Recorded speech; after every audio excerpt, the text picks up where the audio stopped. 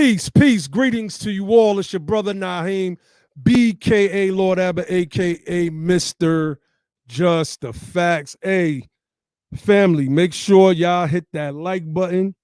Make sure y'all share the video out. If you are not subscribed to the channel, make sure you hit that subscription button, and right next to it, make sure you hit that little bell icon so you can become a part of the notification nation. The brothers will be on in a few. We talking about pull-up summer, right? The neo-confederates. We got to stop using terms like neo-Nazi and no. These are neo-confederates. Neo-Nazi gives the media a way to get them from out under the fact that these people are the children of the Confederacy.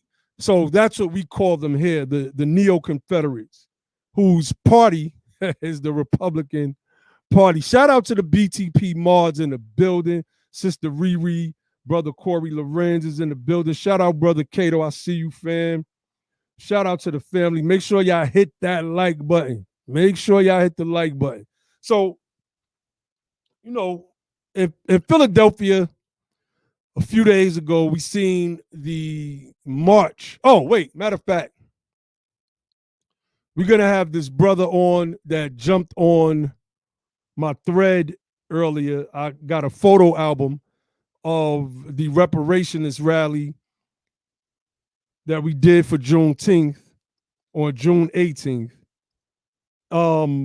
So we're going to bring him on because he said some comments. I think he called us, if I can say what he said, in some bums, basically begging for a handout, right? Just to sum up and paraphrase what he said. So I'm gonna bring that brother on in a few. Let's see.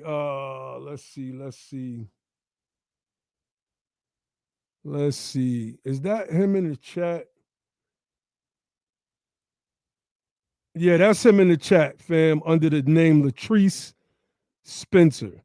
So we going to be bringing him on soon. What's up, brother Bahi from out of New Orleans?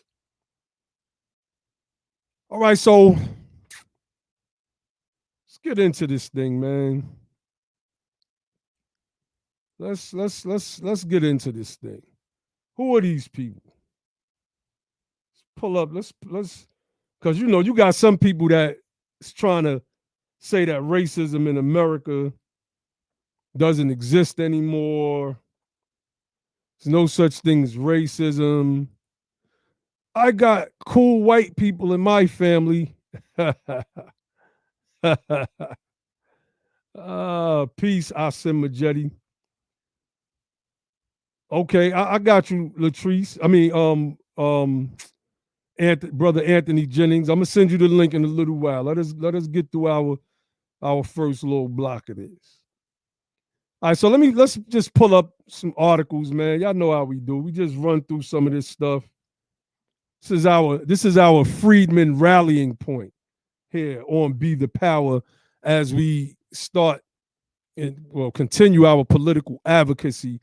Shout out to Sister Tamara Johnson Shirley and Brother Rashad as well. Earlier today, we were at the radio station MIXX 106.3, I believe it was. And we were basically doing battle with the NAACP president of Atlanta. And when I mentioned Raphael Warnock and Barack Obama, it was like, not our sacred cows.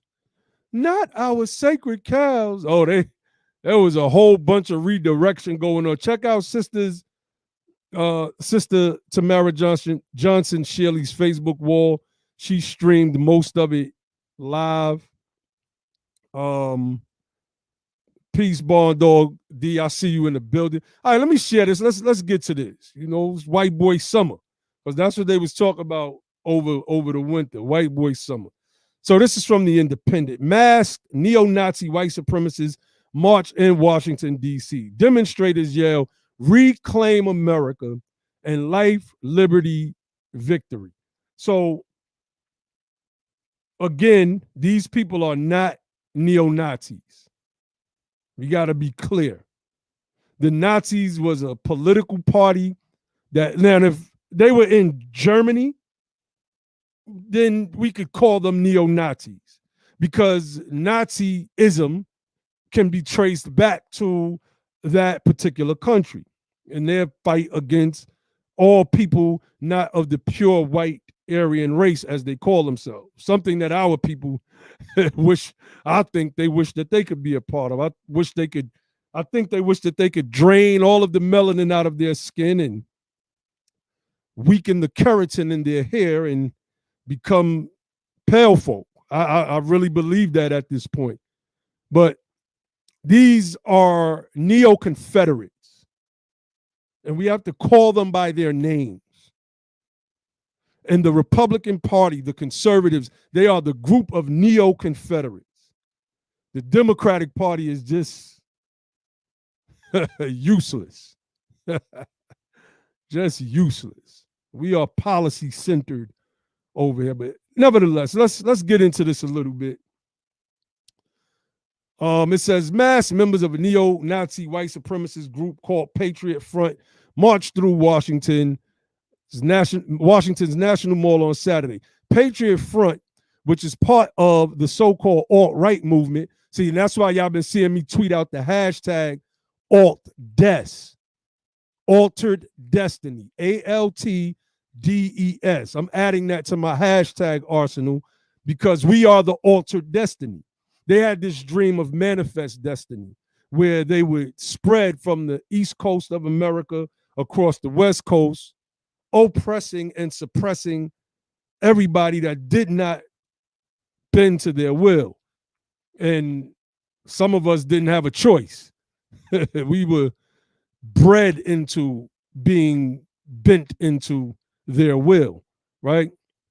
So just throwing that out there. That's one of my little hashtags, AltDes. We are altering that manifest destiny because the rise of the freedmen cannot be stopped. Okay, it says this alt-right movement was established by disillusioned members of another white supremacist group called Vanguard America in September 2017 in the wake of a white supremacist rally in Charlottesville. So I'm gonna close this one out, and I want to pull up this other article.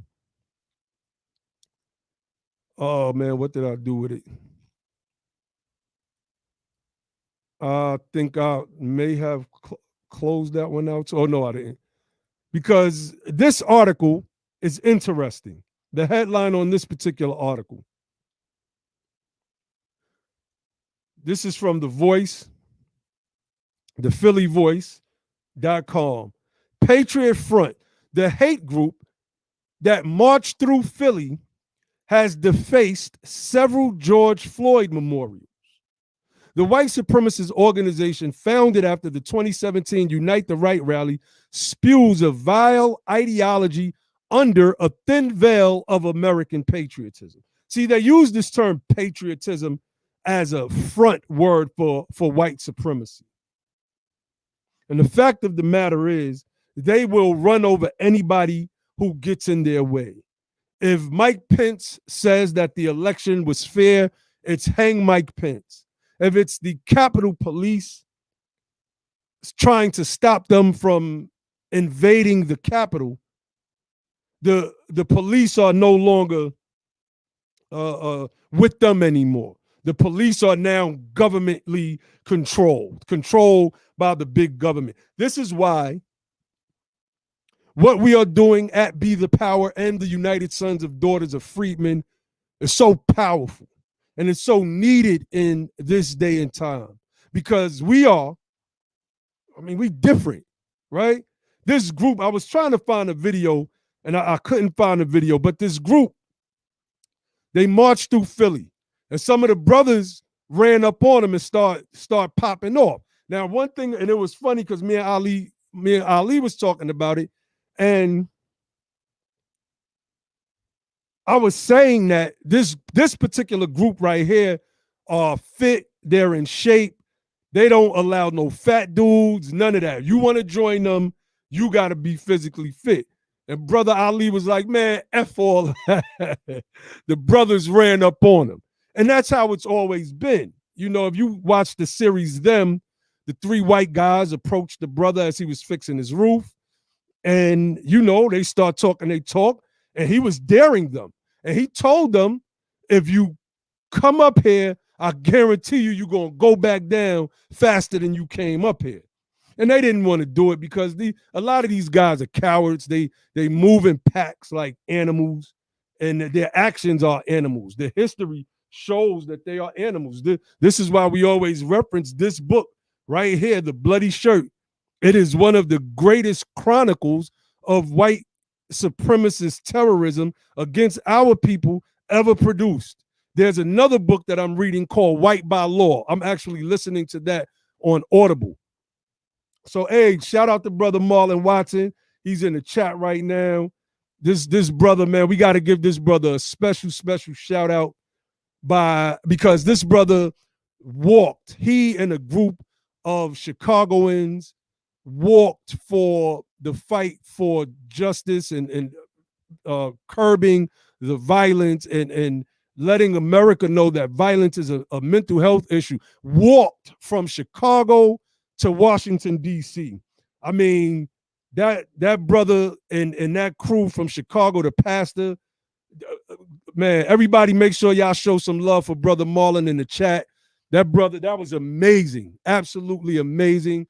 The freedmen are moving across this country. The spirit of our ancestors is the wind beneath our wings, and there is nothing on this earth that can stop it. So, you know, we definitely, all right, this is what he called it. The freedmen walk against structural violence.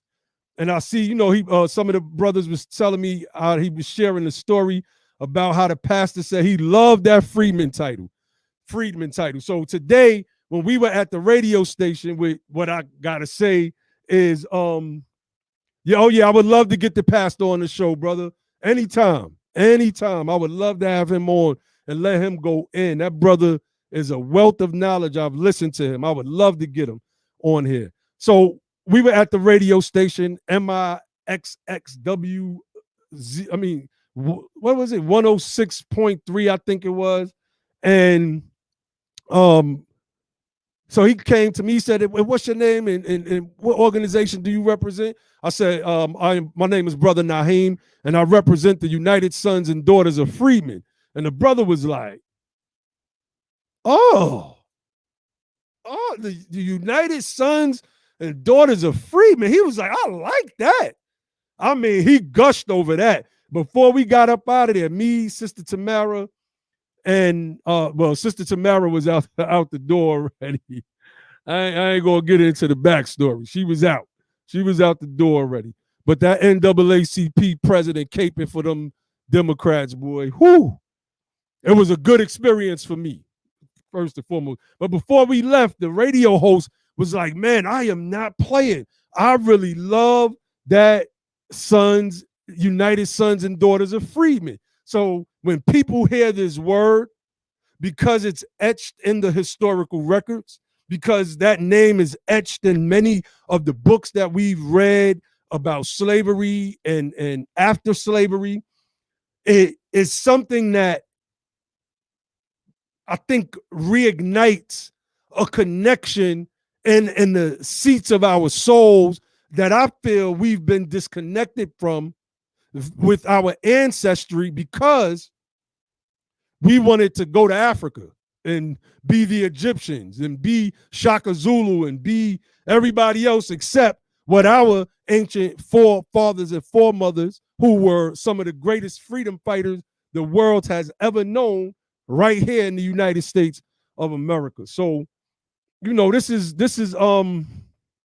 we getting into to pull up some of. So I wanted to bring some of that up. I actually wanted to bring the video up with Brother Bahi asks, what's the pastor's name, Brother Marlon? So if you could just drop the brother's name in the chat. Let me see. Make sure y'all check out the website too. The United Sons and Daughters of Freedmen, www.usadof.org. I'm gonna bring this other brother on in a few minutes. I was trying to wait for the team to jump on, but I'm gonna probably give it about another 10 minutes, and we're gonna go in. So what we're noticing is a rash of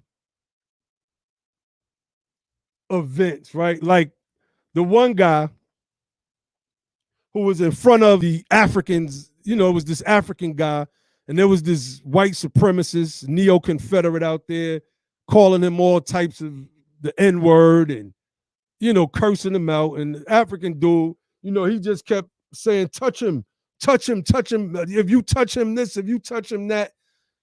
See, a freedman ain't trying to be waiting around that long. That dude would have been stretched out. Two front teeth. They would have had to go looking for those things. But what happened today was, they went and they pulled up at this guy's house because he shouted, he doxed him on his own self. So, the freedmen went out there, our people, the one that has been fighting so that everybody else could be comfortable in this country, even while America excludes us from that comfort, So they pulled up.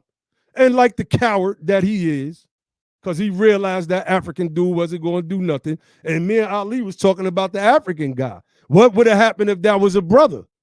Would the African guy had let him get a pass, or would he been trying, would he have been trying to fight the brother? Because if that was a freedman, he would have that racist would have got his teeth knocked out. It's just as simple as that. Nobody's standing there letting you disrespect them in front of family, and no, you getting knocked out. Period. One hit a quitter. So, the freedmen went out there. They was calling him out. Come outside. Come talk that tough talk now, tough guy. He was staying in the house. The cops seemed like they was protecting him. He said on the first video, cops had no jurisdiction. But these are the people in front of his home protecting him. At their core, many of these racist neo-confederates are cowards. You take the guns out of their hands and you isolate them from the group. Many of them, they can't, they can't handle one of us. They can't. We built different. It's just as simple as that. We just built different because we come from a legacy and lineage of freedom fighters. So, all right, we got Brother Grimm on. What's going on, Brother Grimm? Hey, peace to all the freedmen and freed women. Peace, brother. So, somebody said they whipped him with the RBG flag. I ain't see that one. So that incident happened in Mount Laurel, New Jersey. Yeah, people was hitting me up saying that happened not too far from where they live, et cetera, et cetera. So peace, Ali Dawood L. You know what? I'm going to pull up Ali Dawood L's. Let me pull up Ali Dawood L post that he made about the book. Because I want people to see the reviews. It's the first review I got. I think Ali Dawood L is the first one that got his book. I was trying to tell people sometimes them books will get to you in 5 days, 7 days, 10 days, or 14 days. Lulu is a print on demand company. So let me see if I can find the picture he put up. There we go, right there. Oh, I was trying to find the one with the caption on it. He may have shared it. So anyway, brother, the brother Ali Dawood L, man, he gave a nice let me share the screen. Oh, he gave a nice endorsement of the book, the Be the Power Civics Guide. You can order your copy at www.usadof.org. And, I really appreciated that, because a lot of us, we kind of come from the conscious community. We done had certain battles here and there. And I thought that the brother's commentary on the book was good. Like, I was really feeling that. Everybody wants their work to be bigged up, right? Somebody say something nice about their work, but what he said was the sentiment that I was trying to capture in the book. So that's what really, made it his testimonial, that's what made it stand out for me. What he was trying to say about what he relayed about the book. So, Brother Grimm, did you have anything you want to say about White Boy Summer, Pull Up Summer? Oh man, it just goes to show, man, this stuff was just like a long time coming. And my whole thing, man, is to tell everybody, man, just to, watch your back, watch your six, keep your head on the swivel, or whatever terminology, man, that means to be aware of your surroundings and watch out, because my whole thing is like everybody basically saw, them brothers rebel, them new KKK people and run them out of town, right? So, we know how they always operate in cowardice, So, the people in that area, man, I'm just praying for them. And, just watch your backs because, sometimes retaliation is imminent in some form or fashion somewhere. So everybody just stay safe, man. But people are basically pulling up, man, because they tired of this foolishness that's been going on over and over again, And just watch out for the distraction. I ain't hating on nobody, but a lot of these activists and things of that nature out here that's basically out for their own greed and their own self-aggrandizement. But people tired of all of that stuff, So yeah, man, it's basically like pull up summer, man, for the masses of discontent and angry people. What they see keep going on over and over again. And I was laughing with Ali on the phone earlier, because that whole term pull up summer, that junk, it tickles the hell out of me, the terminology of pull up summer, and it's been happening. It's a new thing now, so nobody just protesting in the street, and they starting to go to these people's houses, and That's right. pull up, What's up, Bahi? Peace to you, fam. And it's all good, man. People just pulling up, man. But we living in some dangerous times right now, and the only thing I could do, man, is give people a level of safety for these brothers. Oh, Naheem, for these brothers, the days of being a soft metrosexual to me is over, man. It's And over. to be a docile, little skinny little dudes walking around with skinny jeans and big ass heads and stuff like that. They missed a bunch of meals so they can fit in them skinny jeans, man. Like we talk about it all the time, bro. Like when you look at those men in that area, even though some of our brothers and sisters up there in Philly beat the crap out of them and ran them up out of there, man, those are some big ass men, That's right. That's right. And when you look at these cops, man, these guys, they eating, it ain't the days of the Barney Fife, bigot cop or whatever.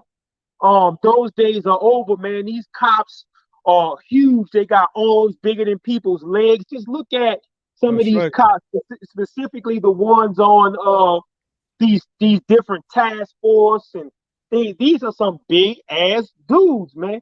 But I'm saying all that to say, man, get in the gym. I'm not saying that, go out there and do nobody nothing, but man, physical fitness, man, trumps injury at any day. even if you have to get your ass up over the fence and get out the way or something, physical fitness, man. They have programs of functional fitness and things of that nature. But I'm not gonna go too deep into that, man. But the day of being a whole ass little punk ass dude or whatever, man, is over, man. Get in the gym and get acquainted, man, with your manhood. I think I think it was Socrates or Plato. I can't remember the philosopher, but they said something about it's a shame that people live their lives and they never know their physical capability. And I'm saying it's all about, pull up summer. Somebody might hurt your loved ones, and or something like that, and or be about and crime is rampant in America, regardless of your color, regardless of your race, class, or creed. You don't want to be the dude standing next to you getting slapped in the face while your old lady staring at you and you can't do nothing about it because you're a hoe. And I'm speaking in those terms because not because I'm being foul, but I'm speaking in those terms because I want that stuff to resonate, with you brothers that are basically taking the soft way out. You may be educated or whatever. You may find that it's easier to maneuver in this society as far as economically and jobs and career when you look, how would they say it, like not like a threat. You follow what I'm saying? But those days is over because you never know when a lot of these things go south. So that's what the brother, I think Nasheed, be tweeting that out, hashtag pull up summer. And you don't know how these things go affect your area and when your area is affected. So, man, get your mind right, get your bodies right, bones and muscles, man, and intellect and being safe. So that's all I got to say, brother. Indeed, indeed. I found it. Hey, what's that brother's name? Anthony Jennings. I put that link in your inbox. Somebody was mad. You talk about these skinny jeans, bro. Oh, somebody was mad. He said, "What Yeah. the f is wrong with skinny jeans? I'll knock anybody my, head off that would try me. I've been my practicing bad. martial arts and boxing most of my life." He called us old heads. He said it's played out. Talk about they Look, skinny. look, my bad, but you get the drift of what I'm saying, bro. I ain't mean it like that. Peace to you, man. So let me pull up. I found Ali Dawood's, and it's important. I like what he said, and I want to share that with the family. Of course, I am trying to promote the book. I want everybody to read the Civics Guide. So he took a picture of it and he posted it on Facebook, and he said, "Get you a copy. Quick, easy read, which it is, and a great place to start understanding basic information on your responsibility as a citizen. Also speaks to how we should endeavor to engage one another." Like I talk about not just civics, but civility is something that's missing. That's why our crime rates is just crazy. We've never been taught that because we've never really been taught civics well. And he speaks to that. He says, civility is so simple, but you make it hard. And you accepted the narrative that you were not a citizen, even though my ancestors and theirs fought the same fight to free this country from the enemy. So, shout out to the brother for that, man. He's spot on with that. It's a very quick and easy read, and it's power packed. You can literally take a few copies of this book, start in your house, start with your friends and your neighbors, and start getting in. See, this is what we're going to do as the United Sons and Daughters of Freedmen. But in the meantime, in between time, is good that you get an understanding of what civics is and what we can be doing as citizens and how we can be teaching our children proper civics, because they're not learning proper civics in the schools nowadays. Most states call it American government, and the way they do it, they teach you some basic things, but they don't teach you how to be interactive with it. Most schools do not take you to the city hall meetings and the city council meetings and the board of education meetings. In the book, we actually propose that you do that and that you hold the mock meetings so that you could understand how your local government works. You know, sometimes we get together with family on Friday, Saturday night. We may play some Connect Four, Scrabble, chess, et cetera, et cetera. We might want to start implementing that in our program, right? So whereas we're doing a mock city council meeting and we're talking about we got a, let's just say, $50,000 budget, and everybody has to have a homework assignment on how the city can best spend this $50,000 on infrastructure, you know, and I'm just using a low number, but you know, this is how you start that process. You start doing that once a week, every other week, you're going to have children growing up wanting to be politicians. And we have to get back into that civic sentiment. That's why I produced the book. Again, go to the website, usadof.org. Get you a copy. It's only $15. That includes the shipping. So, thank you, sis. She says she already been on the website and have signed up. Anthony Jennings, I see you, but it says your device is not connected. But yeah, make sure y'all go to the website, get a copy of that book. I really want, like, we are building a code. And many of us are plugged into a specific code when it, as reparationists. So, all right, I'm gonna bring you on, brother Anthony. Hold on 1 second. Many of us have a specific code as reparationists, but I want us to be on the same civic code, which is why I ask people to get the book, read it, and offer a critique. And the book is based off of an old civics guy from, I think it was 1916. And, you know, I updated some things, but I wanted to keep the civic sentiment when the nation really had patriotism, because I feel that it will be us, the descendants of freedmen, that will make America great again, make it the shining light on the hill that these white supremacists could never, ever make it. So Anthony Jennings said he, for some reason, he hears me and someone else. You got your YouTube open?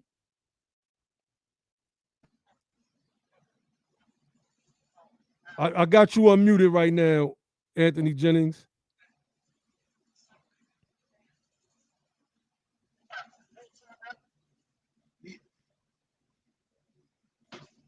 Yeah. Okay. Is everything straight on your end?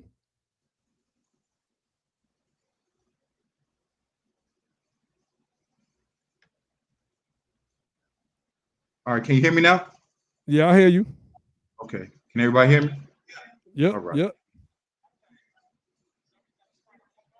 Yeah, I think everything's straight. I don't hear anybody else talking. All right. So this is what we're gonna do, brother. We're gonna go through what you put on the Facebook thread first, and then we're gonna get into. I hear somebody else. I hear somebody else talking now, bro.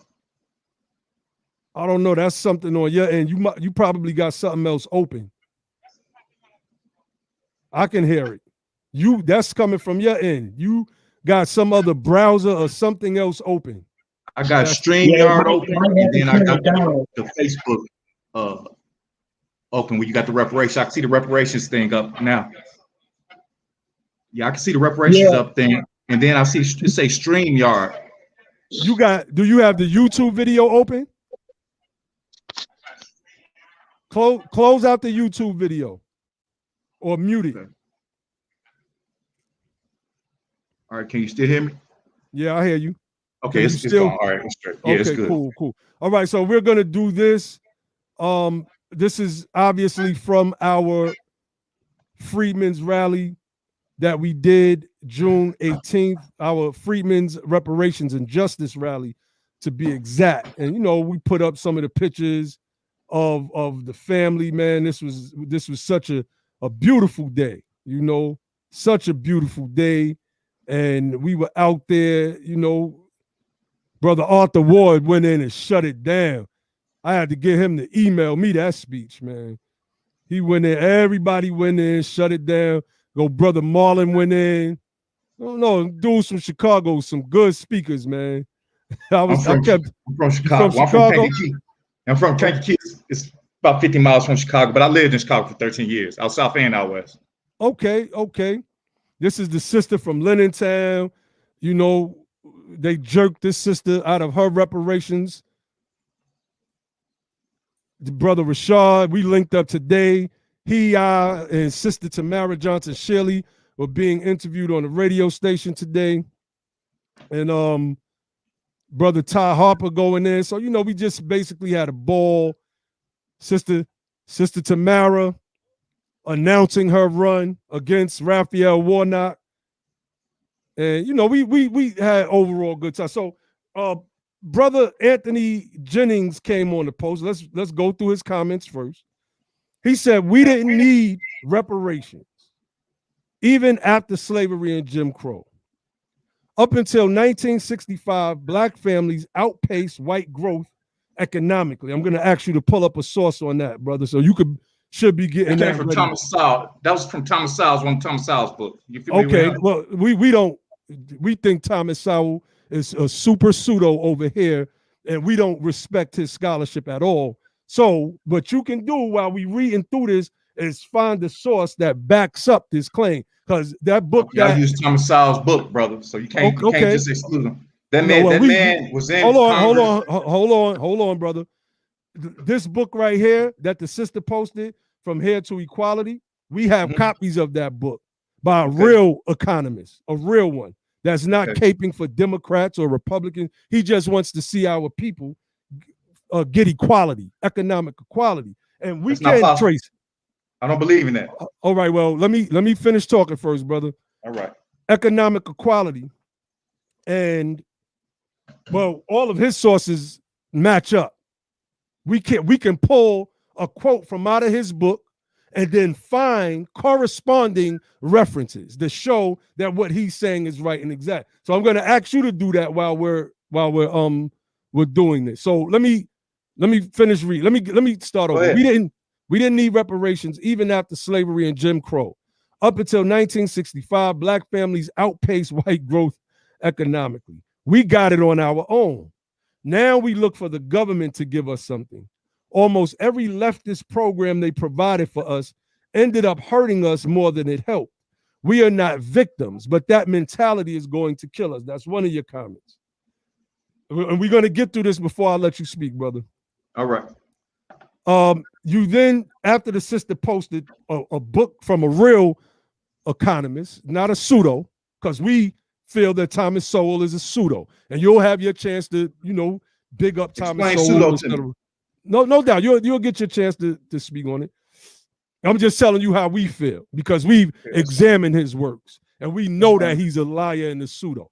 Okay, so you said Leona Jones, thanks. But if you understood economics, well, that's the reason why the economist, Dr. William Sandy Darity, a professor at Duke University, wrote the book, because he is an economist and we're not, right? But you said if you understood.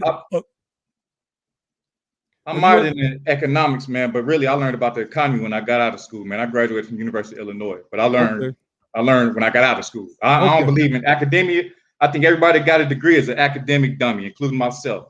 Okay. So I'm gonna let that sit out there with their school system. Okay. Let's get through this, and I'm gonna let you go in. All right. Thanks, but if you understood economics, you would you would know that social equality is a great ideology, but it is impossible. For example, a parent can have several children all raised in the same environment with the same opportunities, and there will be one or two of them that turn out successful. The others may fail in life. It doesn't matter if we are in the same environments. We need to have the same opportunities. But even then, the results for success of each child will end up different. Why do we think because someone is born in the same environment with access to the same school, neighborhood, etc., why do we think that different groups of people will end up with the same result as others? That is not true and unrealistic. Social equality is unrealistic and not possible. Then you said, you tagged the sister again, Leona Jones, we don't need reparations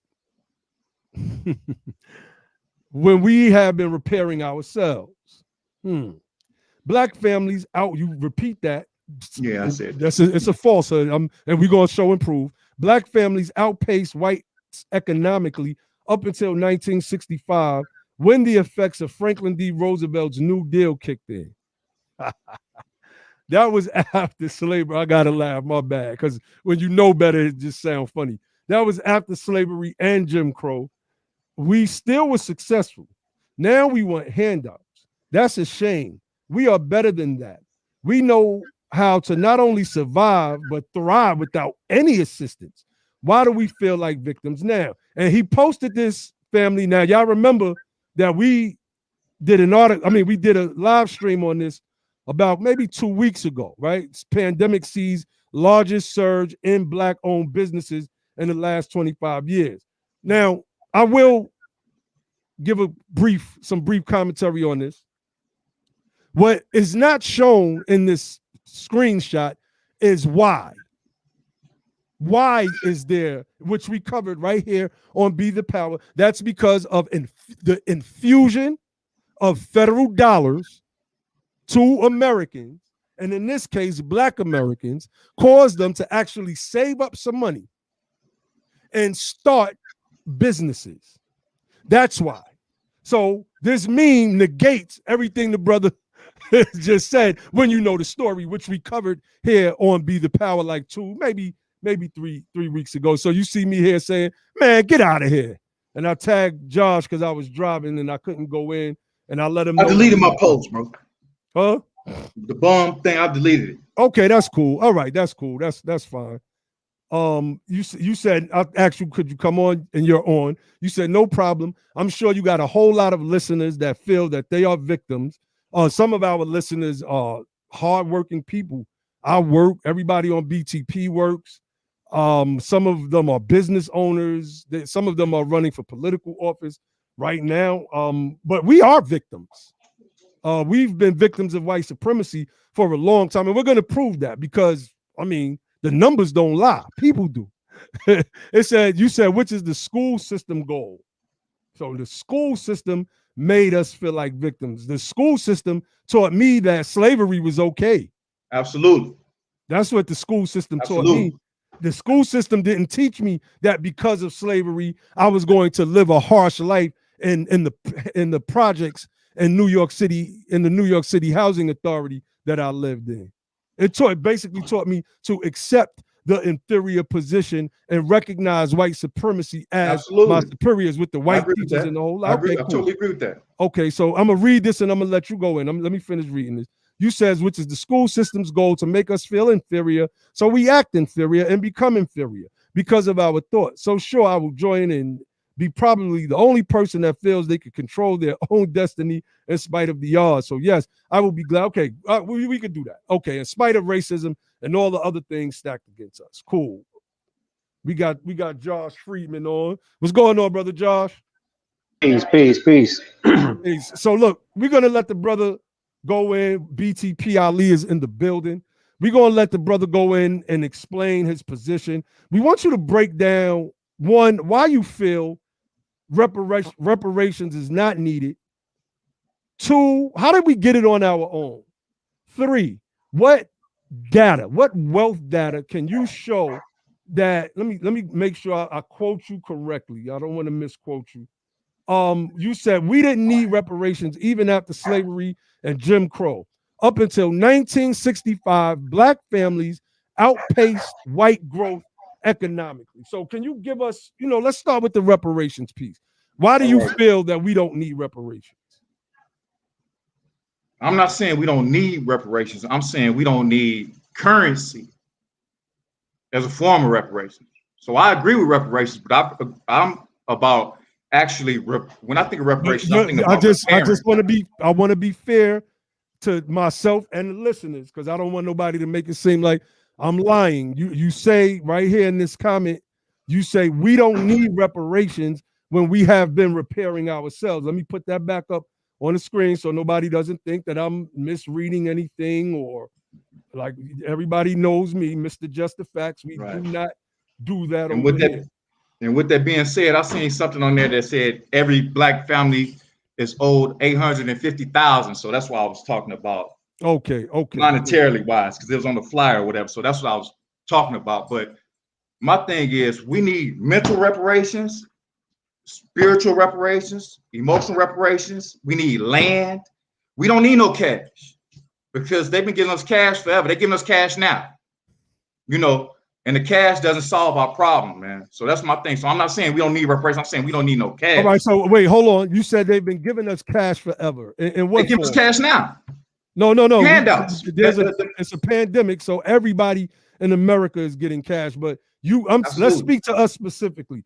When you say that we were getting cash forever, what do you mean by that?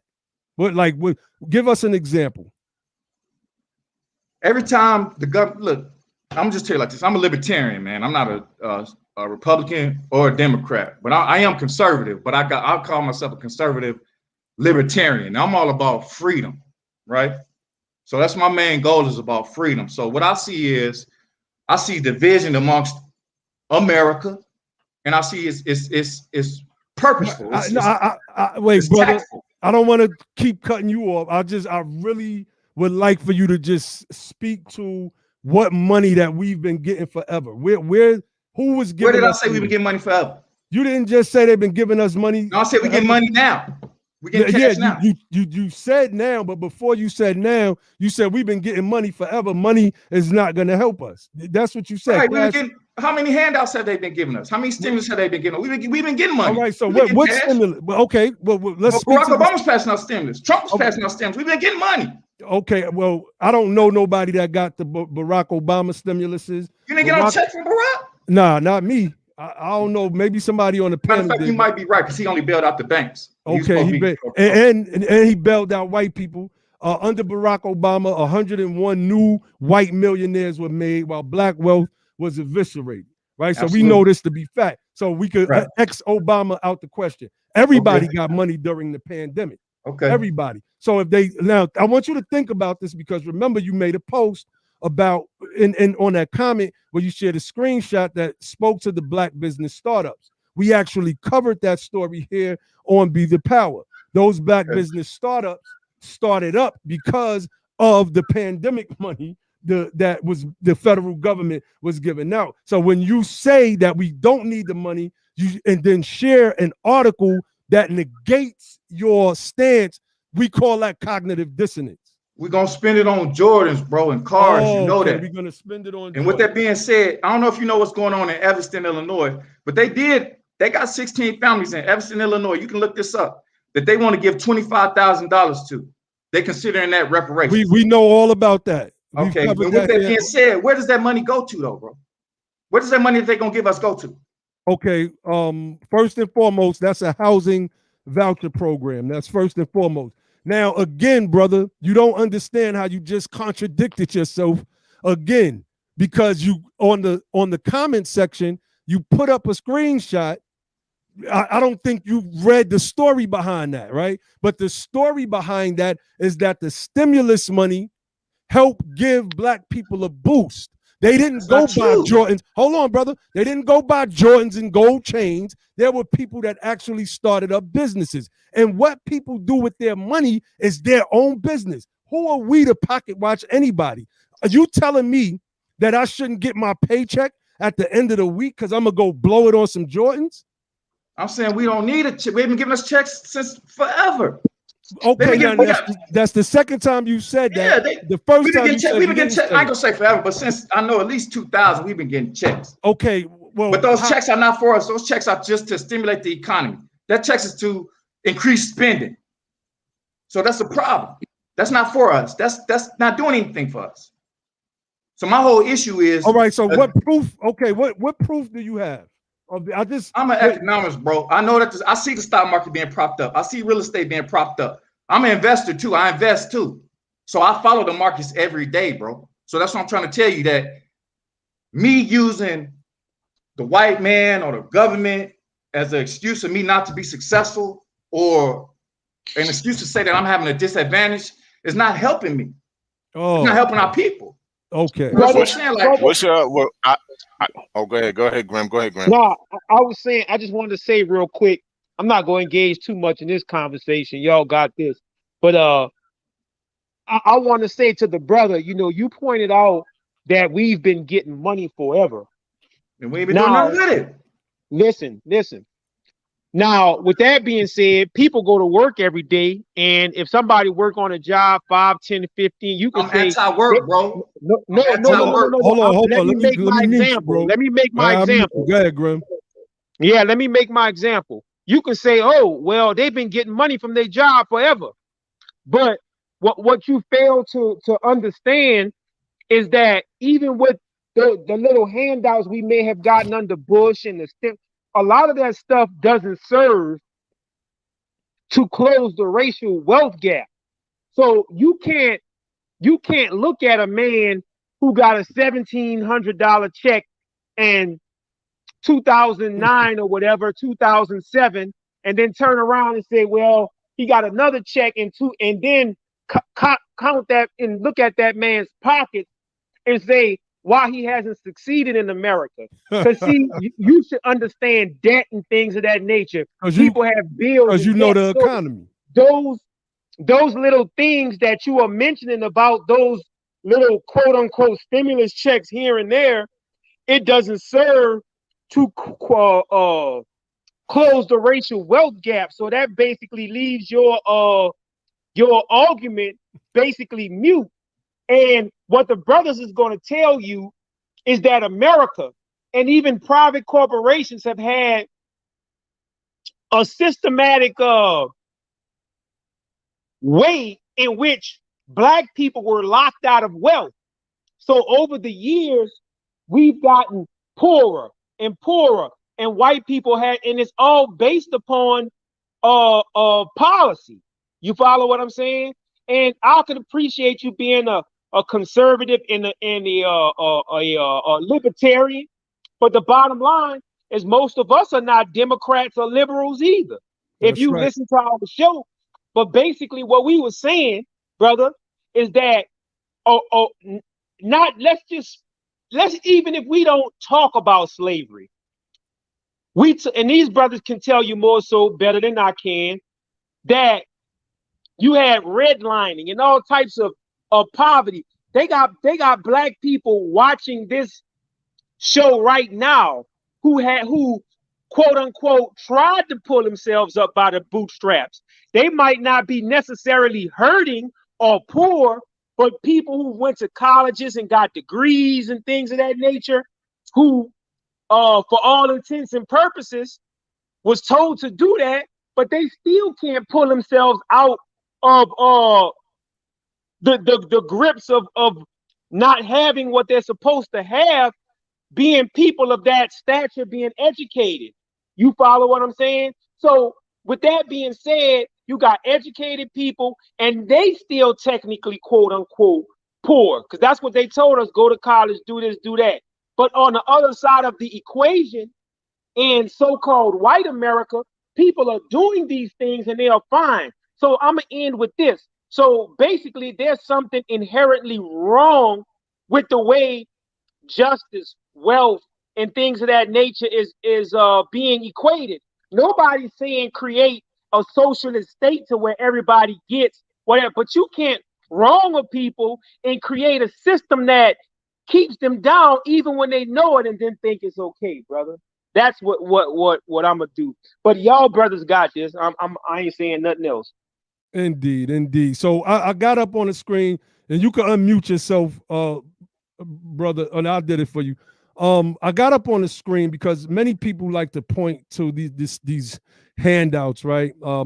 And what they don't know about, I didn't get a chance to respond to my brother, man. Oh yeah, no doubt, you will. What they don't know, I'm gonna take this down. What they don't know is that when the welfare system first started, it was sort of like the Homestead Act. It was largely given only to white people. In fact, we were excluded for 30 years. The United States of America, and Dr. Darity touches on that in the book, From Here to Equality. He touches on that as well. They had a 30-year head start. This helped build up most poor white Americans into a middle class. They got the money from the government. This is documented history. See, we never have to come on here and give you our opinions in place of facts. We can give you our opinions of certain things in certain areas, et cetera, but we won't ever give you our opinions in place of facts. So go ahead, brother. Respond back to Brother Grimm, and then Brother Ali. I know you have some questions for the brother. I was gonna say to was it Brother Ali that was talking? Or who was talking? That was Brother Grimm. That was Grimm. I think we got the same fight, bro. But I think that it's the fight is about economic equality. I think that's the biggest moral crisis in human history going on right now. But I do not think that's a black issue. I think it's a rich versus poor issue. And I think that's the problem. As long as we focus on our black rights, to me, our black rights are civil rights. Those are basic civil rights that every human should have. So when we exclude white people, or we have Black Lives Matter that don't go to Planned Parenthood where they're killing 800, 900 babies a day, are they really for black lives? So my thing is this causing more separation and we don't get anything done? Or are we helping or are we hurting, man? That's what I'm saying. Because my thing is every government program, including the New Deal with Franklin D. Roosevelt and affirmative action with John F. Kennedy, those end up kicking us in the butt in the end because the New Deal broke up the black family because a man can be in a household. We seen Claudine and all of that. And affirmative action just helped white women. So my thing is every time the government gets involved trying to help us, it ends up hurting us. But I agree with the brother saying that the wealth gap is the biggest issue. But my concern is we going about it the wrong way. Because first of all, we hadn't used money since 1971. We used currency. And they're not going to teach you in school the difference between currency and money. So that's the biggest problem. All right, hold on. Come on. Yeah. Hold on. Let's, brother, wait, John. Brother Ali was trying to question him first. Go ahead. Well, I was going to ask him a question that he probably is not going to really want to answer because it's personal. What is your net worth? What is your net worth? What is my net worth? It depends. I'll say about 50. I make about $50,000 a year. But what is your net worth? I don't know my net worth. Okay, all right. Good enough. Go ahead, Josh. Well, you're an investor, brother, and you say you was an economist, but so you don't know your net worth? I am an investor, man. My thing is you can make $20,000 a year and not work a day I ain't gonna say a day in your life. But if you got $1,000 worth of bills coming in and you got $2,000 coming in a month, you only make $24,000 a year. You are wealthy. You got more income coming in and going out. They don't teach that in school either. Well, brother, these things about investing and economists, that stuff to be an organized in that, those type of things require meticulous keeping up with records and keeping up with books and things of that nature. So you said all of these things, but yet you don't know your net worth, because I can guarantee I can talk to other people who is in that field, and I guarantee you they know their net worth. You know, and I'm not, well, real estate, I'm in the real, but I'm not into the stock market real heavy. But the bottom line is I know my net worth. You know, you say you're on real estate? Yeah, brother. Okay, you know your network can change next week if the market crash. So come on, man. Not if the market crash, your house is going down, so that means you're worth less. To be honest. Yeah, understood that. But I you really don't know your net worth. Yes, I do know my net worth. Okay, you know your net worth right now, then. Okay. In time, hold on. At this particular moment in time, I know my net worth. Okay. You understand what I'm saying? But if you don't know your net worth, that's a problem. Look, Ali, man, I'm sorry. You guys good. Y'all can handle this. I know Kato, so he wanted to come on. I'm gonna fall back, man, because you guys got this. I'm out. Peace and love, y'all. Peace, Grim. Brother Josh. Brother Josh. Go ahead, Josh. Because I got, I want to say I understand where I understand. We talk to a lot of people, we deal with a lot of people. So I just want to say I understand where you're coming from, brother Anthony. When I was in my early 20s, I was studying libertarianism, and I came across people like Ryan Paul, and I started studying, Keynesian economics. And did you study Austrian economics? And then I studied Austrian economics. Yes, because Keynesian economics is taught in school, and that's a problem. Yeah, but I'm talking about that's not the point, Austrian economics. Austrian economics. And because that's kind of like the foundational ideology behind the libertarianism. Absolutely. And I came across people like Peter Schiff, and I was listening to him heavy. So I understand the sentiment around fiat currency versus precious metal currency, like to say gold, right? Real I understand where you come. I understand where you're coming from. However, a lot of this stuff is bounces everything. Yeah, but I understand that. But what you got to understand is a lot of that is more ideologically based, and it's not. It's been proven. It's been proven, man. It's what I'm saying is. No, listen, hold on. All right, bro. I'm gonna give you get a chance, bro. Let me just get my message out, and then we can have a discussion. That's monetary history. That's not ideology. Then we can have an exchange. Let me just get what I'm saying out. So at the end of the day, check this out. Government is as my brother Logic says, government is the game and politics is how it's played. The same people who you think are hardcore, libertarians, they want to minimize government spending and all this kind of stuff. They don't want to have it a absolute free market and all this kind of stuff. Those are the same people that are still getting the federal government to spend trillions of dollars.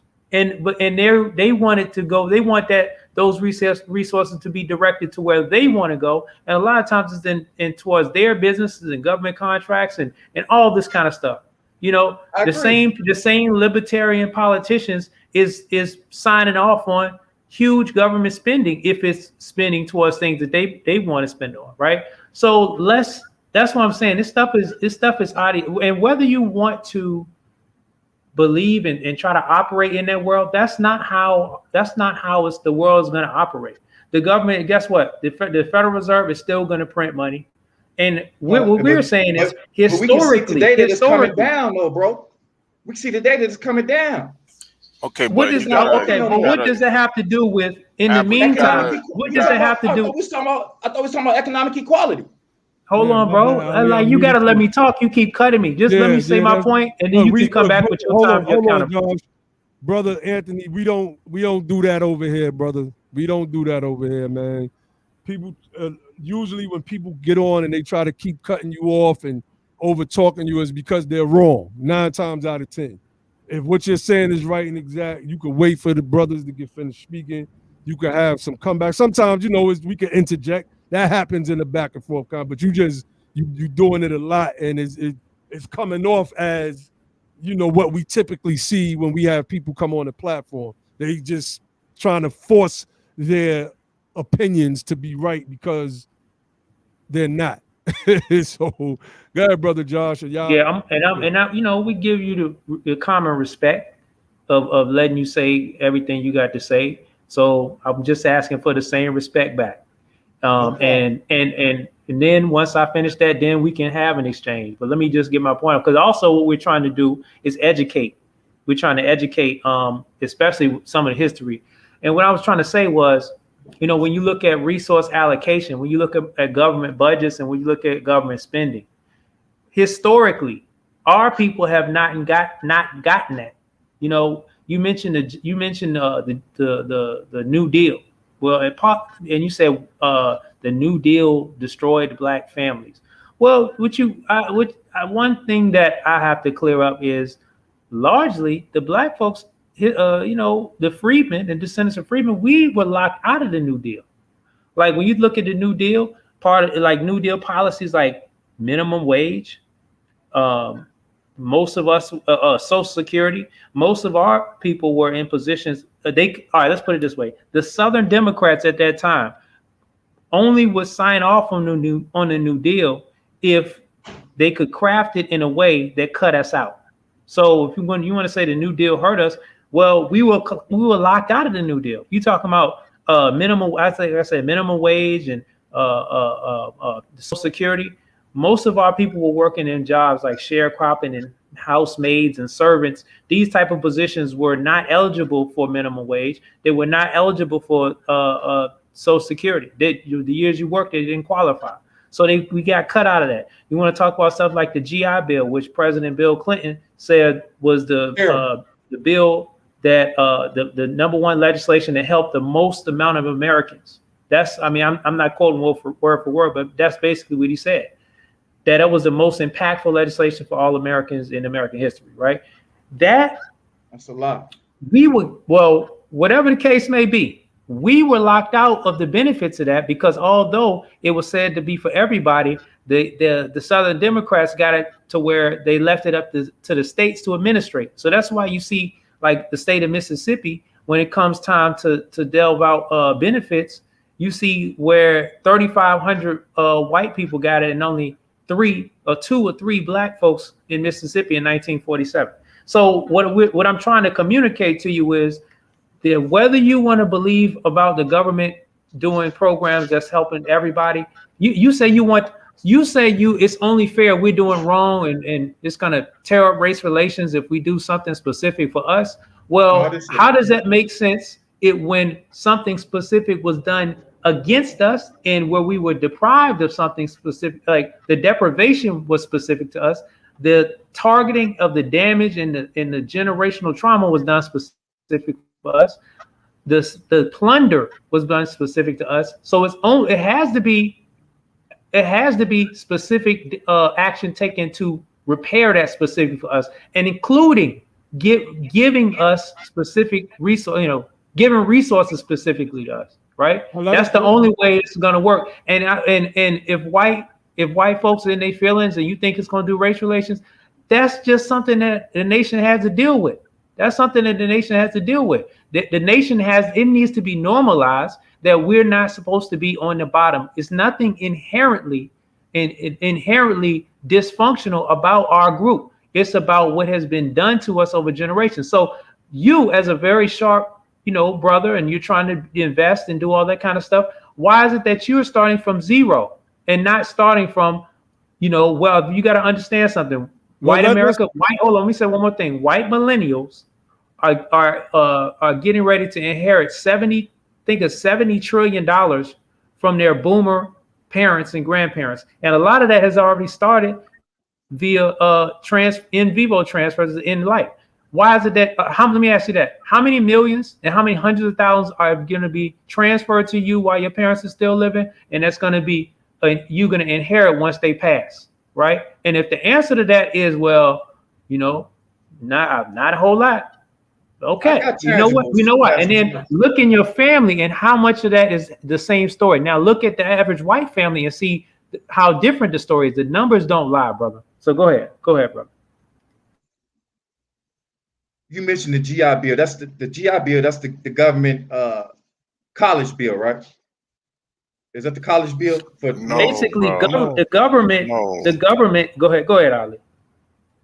No, the GI Bill is the bill that was put in place to help World War II veterans when they were coming home, to help them be able to purchase property, homes. It's on the screen. Okay. Yeah, it's right there. With that being said, can y'all see how when they do give us something, it's always something that goes back to the banks and the government? Huh? It's always form of a loan. So wait a minute. You saying it seems like you have a problem with cash, right? No, I have a problem with the system. No, you said you had a problem with cash. You said we don't need it. Cash? You said the money ain't real. Right. Let me ask a question because I've been trying to be quiet. So let me ask you this. When you do financial transactions in any store, what do you use, my brother? I use fiat currency, but I got real money though. So okay, that's fine. That's fine. So regardless of everything, I got stuff to pass on to my kids. So I don't know my wealth because it's gonna be measured in cash. That just depends on how much cash they print. The more they print, the more my wealth goes up. So, all right. But to keep, to stay on track, my thing is, like I say, I think we doing more damage because nothing's getting done if we focusing just on our civil rights, when our civil rights are human rights. Now let me so say this. White people. Pause for a second. Hold on, brother. Hold on, brother. Because you're repeating. You said that already. We need everybody. We are. If you could, Ali, you went out, brother Ali.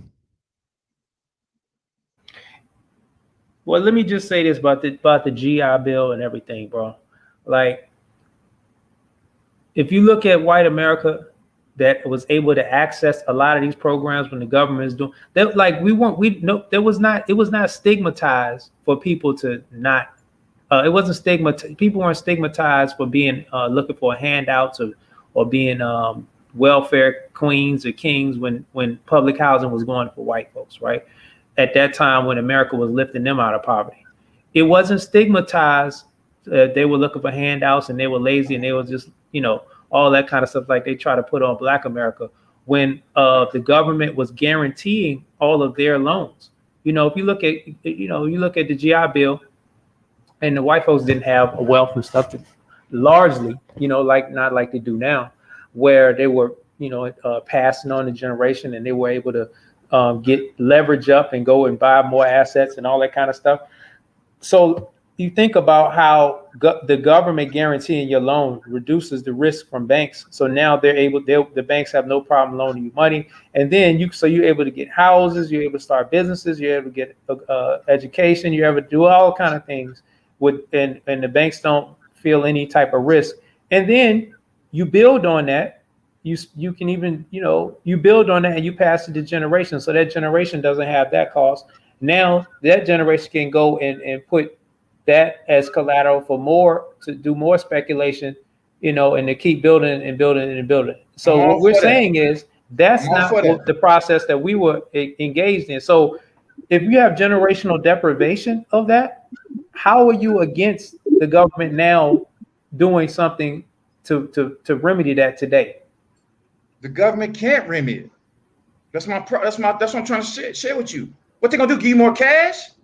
So my thing is, yes. Cash, okay, yes, but look, you don't understand that cash goes to the banks. So it's the banks and the government is together. So that money it's not helping us. So wait a minute, helping us. Hold on, brother, because I got brother Cato. This is crazy. Yeah, this is crazy. Cato has been. We need land, bro. We need supermarkets. We need business. We don't need no cash. Cato been scratching. I got to put you on mute, bro. Cato has been scratching through the screen, trying to get up in here. I want you to unmute yourself, Cato. But I want to say real quick, I asked the brother for specific proofs about the claims that he made on the thread, and he wasn't able to bring them. We had another teachable moment today during the interview with Sister Tamara Johnson-Shirley, myself, Brother Rashard Singleton, and the president of the Atlanta NAACP. I'm not going to get into the details of that, but we are doing politics right now, and our politics has a fiery, incendiary side, and it has a calm, diplomatic side. And at times we gotta, gotta know when to pull the pin out of which grenade. You feel what I'm saying? So, Brother Cato, go ahead, Brother Cato. Hello, Anthony. My name is Marcel, and I just want to make a point. You keep talking about we need to focus on human rights. If you know the history of this country as a colony, that's never worked out for Black people, okay? And let me give you several examples. In the Constitution is not racial at all. That's why Frederick Douglass said it was a freedom document. But we did not benefit from the Constitution. So we don't follow it. Excuse me. Okay, in that case, Black people needed specific policies to protect us. All right. The GI Bill technically was available to everyone, but Black Americans, just about 1,000-something Black Americans benefit from it, while 15 million white Americans did. Okay. Right now, in our modern times, a Black woman is 5 times more likely to die from giving childbirth than a white woman, even if they go to the same hospital. So when we try to say it's available to everyone, it never works out for us. It works out for everyone else. And that's why we need specific policies and specific protection for Black Americans. Now, let me address your other point about we need land, we need businesses. You do realize we had land, we had businesses. They took it from us. And you know why they did? Because we didn't have a specific bureau in place, a specific class protection for us. Focusing and doing things your way, we are all humans, results in one thing. We get treated like subhumans, while Asian Americans and Pacific Islanders and everyone else gets treated like human, okay? If we had those direct cash payments, which is really just a debt, and that, by the way, white Americans received, all right? The Japanese received, the Jewish are receiving it. And let me tell you one other thing. Rand Paul, everyone's favorite libertarian, and don't tell me he's not, because he is held in libertarian circles. Like George said, he votes for bailing out and giving billions of dollars to white billionaires and corporations. But he's everyone's favorite libertarian. He also votes for tax exemptions for himself. Because when Donald Trump was passing a tax cut, which was really a tax giveaway to millionaires and billionaires, he benefited from it. I'll tell you who didn't. We did, for the most part. Bro, I'm about to stop paying taxes in 4 years, man. Hold on. Excuse me. I'm about to finish up. I said I only needed 2 minutes. I'm probably a little over that, but it won't take me much longer. Our people did what no other group has been able to do. Excuse me. I'm just irritated. Underneath severe anti-Black oppression from our own government for centuries, something no other group has had to endure, we built Black Wall Streets, because it was more than just one. And every single time the government burnt it down. Why? Because we had land, like everyone else was allowed to get land, technically, even though they actually discriminated against us when it came to acquiring land. And Tulsa was only given to us because we earned it with some treaty with a Native American tribe that enslaved our people. We need specific policies to protect and to repair and to sustain us, because when it's just everyone benefits, show me where that's working. There are disparities in every area that's technically available to everyone. In public schools, the public schools that are majority Black are severely underfunded, are more likely to have inexperienced teachers and have a far higher turnover rate. But technically, public education is available to everyone. Can I respond to that? Because that backs my point. Everything the government gets involved in is messed up. Hold on, that's not true. That's not true. The public school system is a perfect example. If the public school system is not performing to a certain degree, shut it down like they do the charter schools. It's far less likely to offer even 50% of the classes that are required for college admittance or to get jobs that pay well. That's a fact. So even when everything's available to everyone, everybody will say it's equal, it's available to everyone. Black people always get the short end of the stick if they're not beating our ass with it. Okay? All right, give me 1 minute, and I want to teach y'all something, show y'all something.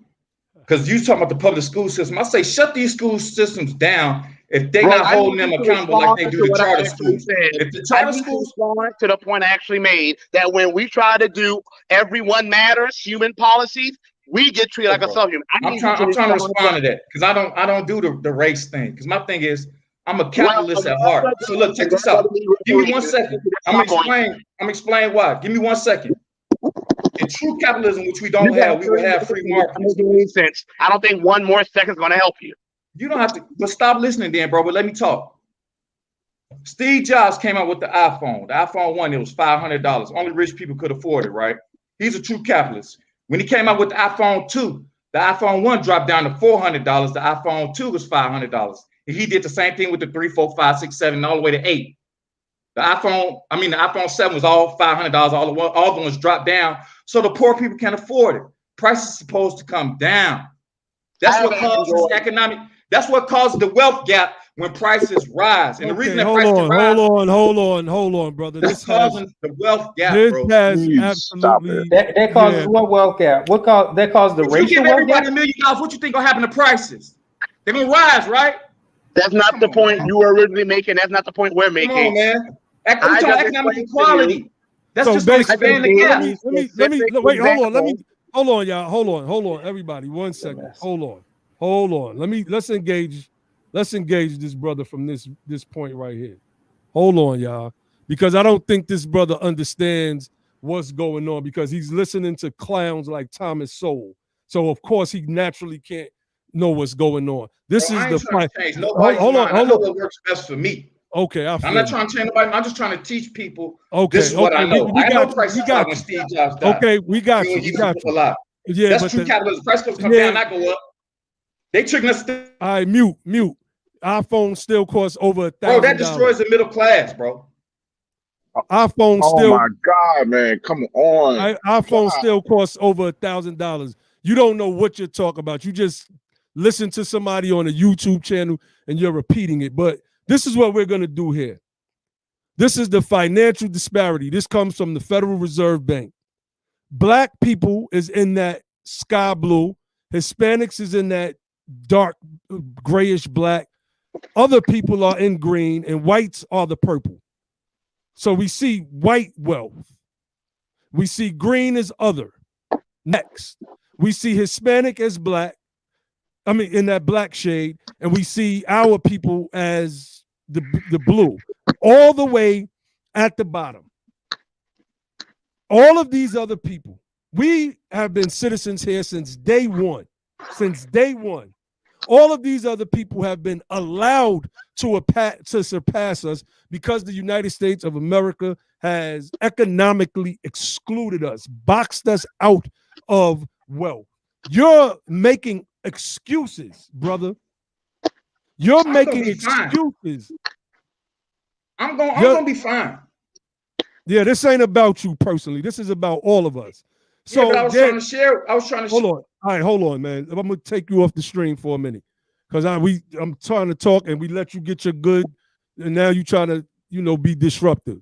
We don't do that here. So the reason why we're having this conversation is the brother said that there's no need for reparations. I want you all to look at this chart very, very closely. You look at the blue at the bottom. If what happens, he said, let's speak about the number that he brought up, because he doesn't understand the economy. He doesn't understand how economics work. Nope. He has to listen to people like Stephanie Kelton, who wrote the book, The Deficit Myth.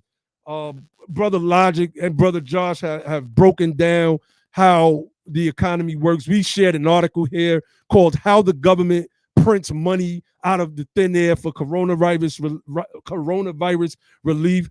Trillions of dollars, not one single tax dollar was raised. No prices went up on anything outside of the fact that there was shortages due to the pandemic slowing everything down.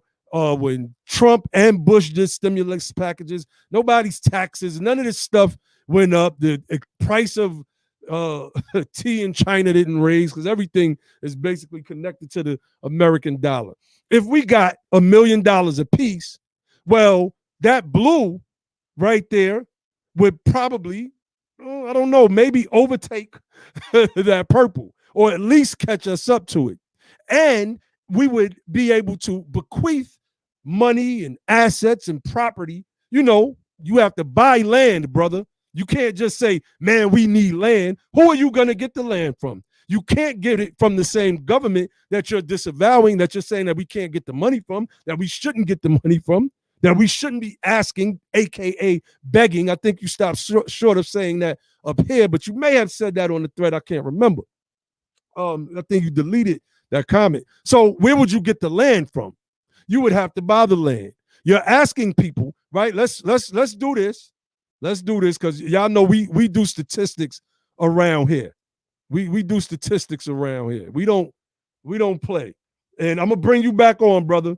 But we had to have a class tonight. You know, oh, why does this do this like this sometimes? We had to have a class tonight. I want you to watch the screen because we got to show you the statistics. The numbers don't lie. People do. This is the real median household income by race and ethnicity between the year 2000 and 2018. Now, let me blow this up a little bit. Let's blow this up a little bit. Asians are at the top. They, since 2000 to 2018, they've even surpassed white folks. Between $80,000 to $90,000, they are about at $87,194.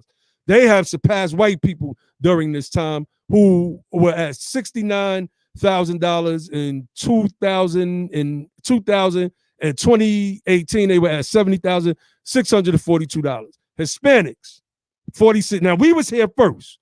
We was here before the Hispanics. We was here before the Asians. But look at where they're at and look at where we're at, right? Now, before I bring you on, let me pull up one more thing because I want you to see that without reparations, brother, your personal thing that you do, because anybody could. Robert Smith is a billionaire. You don't have more money than him. You don't even know your own net worth. But he's a billionaire, and I'm pretty certain he's richer than every other black person you know, right? He's calling for reparations. Robert Smith, who's Bob Johnson. Bob Johnson, another Robert billionaire. Smith too. Robert Smith as well. Bob Johnson, these are billionaires. These are billionaires calling for reparations because they see what's going on with the rest of our people. So let me share one more thing with you, brother, and I'm going to bring you back on because we can't make up excuses and give opinions in place of facts. I bring this article up all the time. Cost of racism. Remember what that chart said, year 2000. Everybody else got to pass us from the year 2000, 2018. It says cost of racism. U.S. economy lost $16 trillion because of discrimination, Bank says. Okay. Since 2000, this is what it says right here. U.S. gross domestic product lost that much, meaning $16 trillion, as a result of discriminatory practices in a range of areas, including, because you kept talking about the schools and education and access to business loans, according to a new study by Citigroup. And it's not an insignificant number. By comparison, U.S. GDP totaled $19.5 trillion. And not acting to reverse discriminatory practices, because this brother said we were, I guess, playing the victim. We weren't actually victims, but here a financial institution has come out and read the practices of its bank and other banks. So it says, and not acting to reverse discriminatory practices will continue to exact the cost. Meaning, if we don't reverse this thing with reparations and discriminatory practices, which would come in a reparations package because we would become a protected people within that package, then it's going to keep continuing. It says Citigroup estimates the economy will see a $5 trillion boost over the next 5 years if the U.S. were to tackle key areas of discrimination against African Americans. My G, what are you talking about? What are you talking about? What are you talking about? Can I say something really quick as well? Yeah, brother. I just want to make a point. Even the data also shows that even a black person who has a high income, like Robert Johnson and what's the other one name? Bob Johnson and Robert Smith. Yeah. But yeah, Bob Johnson, Robert Smith. It has shows that even like a poor white person is still more likely to have more wealth than some college educated people who make a good income. But not just that, a household headed by a single white woman is still more likely to have more wealth than a household headed by two black college graduates. And a white high school dropout on average, has more wealth than a black college graduate. So even if you are investing and all that stuff, the white person party that we may call, that some people may insult by calling trailer trash, they may very well have more money than the black people we think got it going on, who make six figures, because they may have high income. But the thing is wealth, and wealth is important because wealth is less vulnerable to economic changes. Okay, land will appreciate. Your wealth can depreciate depending on inflation and matters like that. So that's another thing we have to always be cognizant of, and that's all I want to say. Let's bring the brother back in. So, brother Anthony Jennings, we've laid out our case. Man, I got that. All I'm saying you can't deny the numbers. Listen. So I got a question for you. Where's your family from? Like, are you like did you come from another country? Did your parents come? My mic. I hear you. We can hear you. Yeah, I'm from Illinois, man. You from Illinois, yeah. So your parents were born there. So you can trace. So your parents, you can trace like your grandparents all the way down back south. Well, my grandparents from Mississippi. Okay, so your grandparents. Okay, cool. Because usually we have to ask those questions because a lot of people that are opposed to reparations come from. I'm not opposed. Don't. Let's get this straight. Quit saying I'm opposed to reparations. I'm opposed to cash as reparations for black people. Okay, so let's build there. I want land. Okay, something we can build on. We can grow our own food. Okay, so let's okay. No, I hear you. Jay Morrison got the Black Wall Street going on again in Tulsa. Y'all know about that? Jay Morrison. He's starting the Black Wall Street back in Tulsa. Jay Morrison is a scam artist. We don't rock. No, that man is. I can't agree with that. I'm seeing action from that bro. We've seen the proof. I'm seeing action from that bro. I can't agree with everything you say that you just because you don't. I don't know whatever you got against him. I see that man. Hold on, brother. One of his former partners, named Tony the Closer, showed all of the receipts. Not just him. There were several people that have proved. Which is why he shut down the Tulsa Real Estate Fund. Did you know he shut it down? I know he shut it down. All right. So look, let's go back to the land part, right? All right. But anyway, when you get wait a minute, brother. When you get the land, how do you develop the land without money? How do you get the land? Let's start there. That's what I'm saying. If y'all expect the government to give us money, cash, tell them to give us land. Okay. Let me break down one thing when it comes to land. Cato, we were just talking about this, weren't we? It's a lot of people that have land, that are sitting on land, and it's just like the same thing. People that have houses, it's black folks that got houses, and they can't even afford to renovate their own houses because they don't got cash. It's a lot of black folks that got land, can't even afford to put trees on it, and that's the most simple hands-off thing that you can do to grow. That you can't even. We don't have the access. We don't even have access to capital for like a loan, or let alone cash to even put trees on it. So you see what I'm saying? So like. You can get the cash, bro. How you gonna get the cash? Well, you just said we don't need cash. You just said we don't need cash. Well, so what I'm trying to say, let me break down what reparations kind of should look like, right? I'm starting to get reparations should be more like a program. If you understand, like a program has a series of projects underneath the program, right? Just like you're like running your family, or let's say building a house and running your house is like a program. It's something that's ongoing. But to build it, like first you need to build this room, you need to build this room, or you might need to renovate one room. That's a project. That's a temporary endeavor. So if we look at like closing the racial wealth gap with there's going to take cash and it's going to take, assets. But absolutely, cash will allow you the flexibility to spend that on whatever assets you want.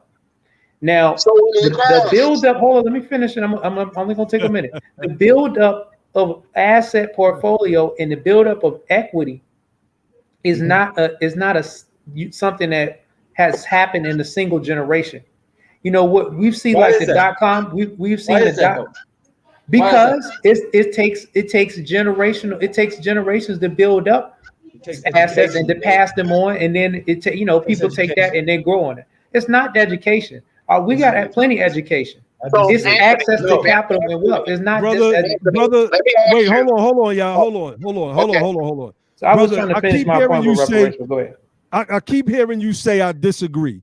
But everything that we've shown here tonight, we were able to source. We were able to reference, right? Even with I didn't pull up the Jay Morrison stuff because that's really inconsequential. But if you do your research, you're going to say, oh, damn, they was telling the truth. If you go back and watch, no doubt, if you go back and watch this stream, you're going to say, damn, they did ask me for references and proofs, and I didn't have them. This is out of the blue, so don't go there, man. You trying to make me look like a dummy, man, in front of everybody. I just met you on YouTube, on Facebook, bro. So how am I supposed to have the research already? Okay, cool. Come on, man. This is what I'm gonna bogus, do. man. Come on, man. Okay, no doubt. No, wait, hold on, brother. Regardless, my whole issue is this wealth gap can be made smaller. Okay, so hold on. I sent you the link. Why we only learn 2 types of education in school? We only learn. Nah, wait up, because I don't like how you did that. I sent you the link 3 hours ago, bro. 3 hours. I'm looking at it right now. I said, are you willing to jump on tonight at 8:30? If somebody asks me to jump on, I'm gonna make sure that I'm prepared. I'm not gonna make you look dumb. You gonna make yourself look dumb. He not said me. he studies this stuff. Yeah, you said that. How do you close a wealth gap without cash? Tell me that. What good is equity? Do you know what equity is, Anthony? Equity is the value. Equity is the value of land. Ask me a question, bro. Can I answer it? So equity, for example, my father's family has heirs property, 22 acres. That's probably worth a good $1 million. You ain't gonna give me that $1 million in what form? Hugs and kisses, bubbles?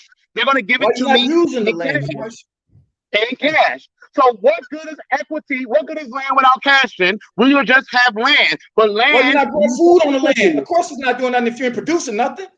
Okay, and land also has equity. How do you think a lot of white Americans are able to avoid the economic downturns that Black Americans experience? Because they have land that has equity. Equity is cash. Come on, and how do people? And by the way, we want to develop the land. We can't because it's heirs property. But also, like Josh said, we don't have the cash to buy the material. I think, come on, brother. To me, that's an education issue. Anthony is not listening. Anthony's I didn't not listen hearing. to him. I said to me, that's an education issue. That's what I'm saying. That's an I education get it. issue. You're saying it's an education issue, Absolutely. but you're not really hearing what he's saying.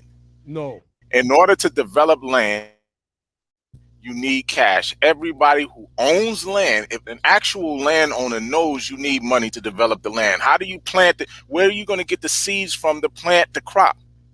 Where are you going to get the seeds from? Where are you going to get the money to pay for the taxes on the land? Like, unless you think you're going to get tax-free land somewhere, how are you going to pay for the taxes? What's wrong with the government giving us that?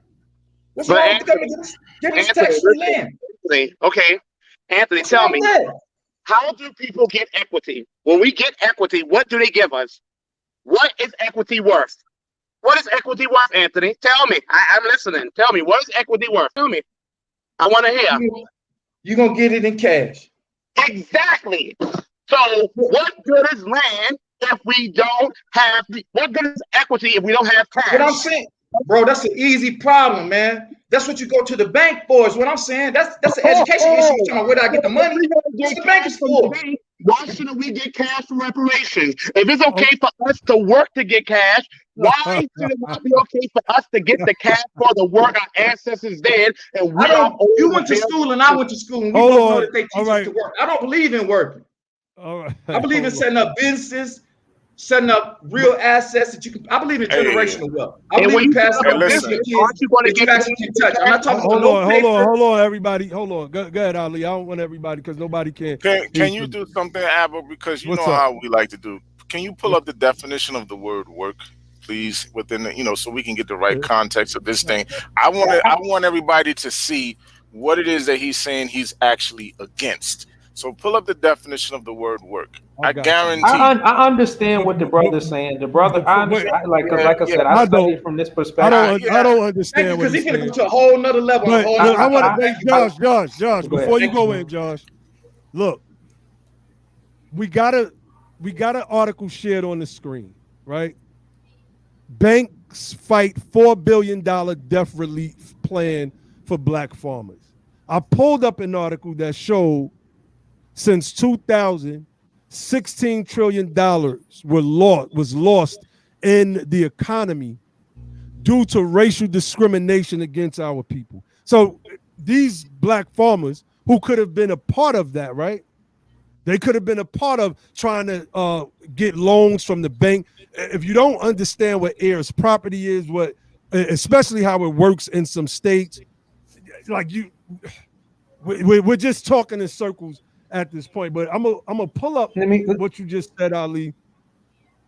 Yeah, I just wanted to say I understand I understand what you're speaking in, brother, is aspirational, right? That's like if everything else was equal, and like after we already got reparations and that we already, wealth equality that has been justified, done justice to, you know what I'm saying?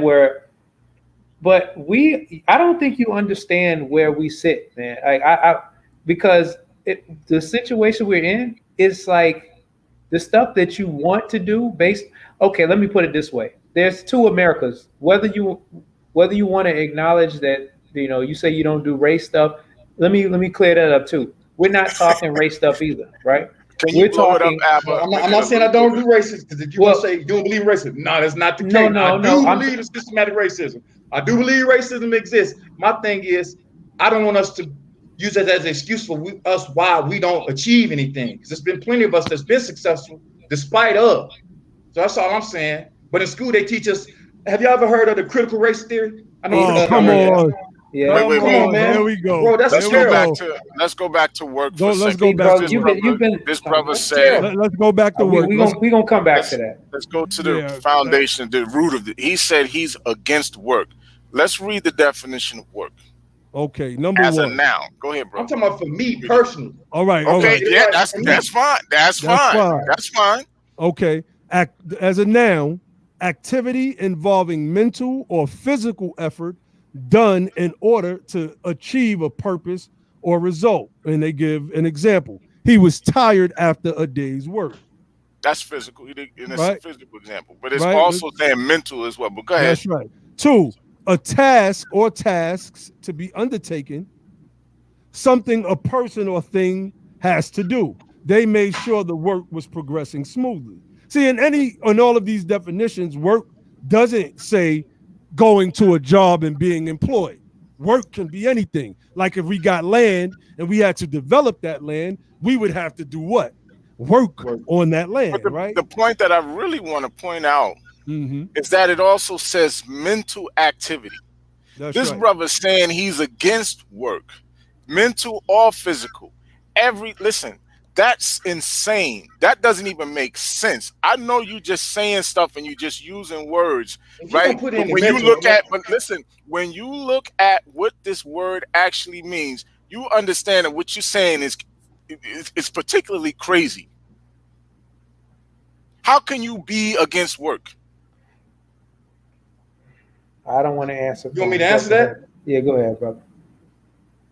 I'm against work because I don't like. Again, it goes back to the tax thing. I don't like being taxed. When you don't work, you don't pay taxes. Okay, brother, you need to expatriate. You need to expatriate. You need to expatriate. Go to a country that doesn't tax its citizens. So look, man, that's not the reality here. Wait a minute. That's just not the reality. Let me make this point. America was founded on the tax rebellion, the Boston Tea Party, bro. We're not supposed to pay taxes.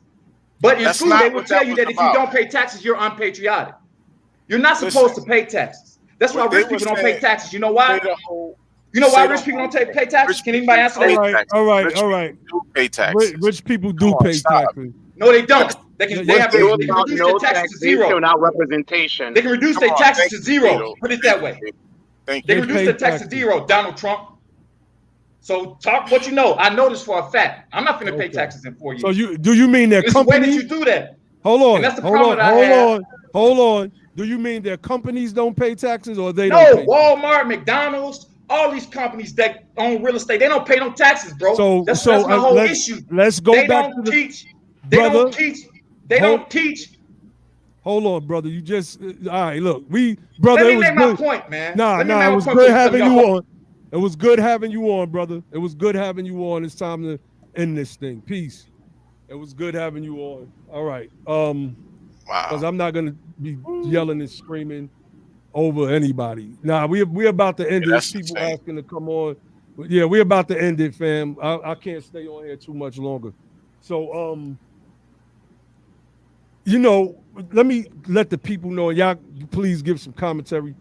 I wanted to do this because I wanted to show what we are up against, right? With people that oppose reparations. The brother was all over the place. He came over the thread and made some disparaging remarks that he admitted to deleting, And I mean, at the end of the day, this brother has no answers. He started off talking about Thomas Sowell. That's where he got this 18, what he said, blacks outpaced whites up until 1965 economically. When we asked him for proof, well, the guy, he never brought up proof. He made it seem like I tried to bring him on to embarrass him, and as if I was trying to put him on the spot. I said 3 hours ago, would you like to come on? He didn't have to take the link. He didn't have to click on that, Yeah, that link, man. Come on. So come on. The brother, just everything that he said, it was nonsensical. And we gotta, I seen people in the chat saying, yo, y'all being real patient, because sometimes it be like that. Sometimes I'll be in the chat going in like crazy, listening to a conversation like this, right? But, right, as we do this political thing, we have to realize that there's going to come times when we're tested by different people that's against what we stand for. And we have to really know how to make them step on their own feet and trip over their own shoestrings, so to speak. So, and that's what we did tonight. That was the purpose. That was one of the reasons why I wanted to have the brother on. So, I mean, you know what we should do, bro? Mm-hmm. We need the freedmen need to come up with an actual waiver, some kind of a waiver that we can really begin to circulate to get these people up out of here. Because one of the problems that they have is they seem to think that whatever it is that they feel somehow should be representative of Black America. And that's not right. If you don't want cash, if you have a problem with cash, that is your personal problem. But don't act like that's a Black America problem. He doesn't understand economics. He doesn't even know his own net worth. He didn't understand the difference between income and wealth. It's a whole bunch of problems going on there. This dude talking about fiat currency, the cash doesn't have any value. He's got gold. And we've heard all of this stuff before from the sovereign citizens. We already know that kind of nonsense. Yeah. And it's just like, it's on and on, man. It's like a bunch of it's like word salad. That's exactly what it is. Word salad, man. It's a bunch of cuckoo talk, la la land talk. This dude in an alternate reality. He's not here with us. You understand what I'm saying? Come on, y'all. Y'all already know about this. Man, hey, can you share my screen, bro? Okay, all right, cool. Appreciate it. Yeah, I mean, this is what I was trying to get him to see. I'm gonna let me zoom in because maybe y'all can see a little bit better if I zoom in a little bit. Is that better? Oh, let me go out one more. Yeah, there you go. All right, cool. See this stack right here? This is the white wealth stacked up over generations in America. Mm-hmm. Why? This is generations of plunder. You got to also factor into this generations of slavery, plunder, creating. For people that are into like free market economics, all right, slavery is the opposite, literally.